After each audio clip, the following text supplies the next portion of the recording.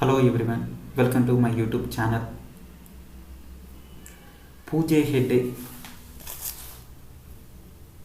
తెలుగులో అత్యధిక ప్రజాదరణ కలిగినటువంటి హీరోయిన్.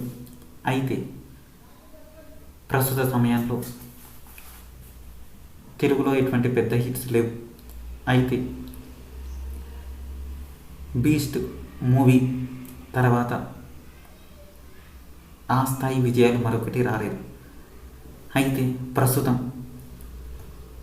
సూర్య హీరోగా నటిస్తున్నటువంటి కొత్త సినిమాలో హీరోయిన్గా పూజా హెగ్డే సెలెక్ట్ అయిందంటూ వార్తలు రావడం మొదలయ్యాయి. అయితే ప్రస్తుతం ఈ సినిమాకి సంబంధించినటువంటి అప్డేట్ అయితే అఫీషియల్గా ఇంకా రాలేదు, కానీ త్వరలోనే ఈ మూవీ సెట్ మీదకి రాబోతుందని, జూన్ మొదటి వారంలో షూటింగ్ మొదలవుతుందని చెప్తున్నారు. అయితే ఈ సినిమా 3 నెలల్లో పూర్తి చేసుకొని ప్రేక్షకుల ముందుకు రాబోతుందని తెలుస్తోంది. Pooja Hegde Beast movie pan India లెవెల్లో సన్ ఎంటర్టైన్మెంట్ కంపెనీ చేసింది. అది పాన్ ఇండియా లెవెల్లో బెస్ట్ రిజల్ట్స్ ఇచ్చింది. ఎన్నో అవార్డులు కూడా రావడం జరిగింది. అయితే ఇప్పుడు సూర్యతో కలిసి సినిమా చేస్తుంది.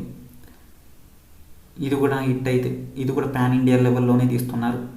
ఇందులో కనుక హిట్ అయితే మళ్ళీ తెలుగు అదేవిధంగా మిగతా భాషల్లో కూడా నెంబర్ 1 పొజిషన్కి వచ్చేటువంటి అవకాశం ఉంది.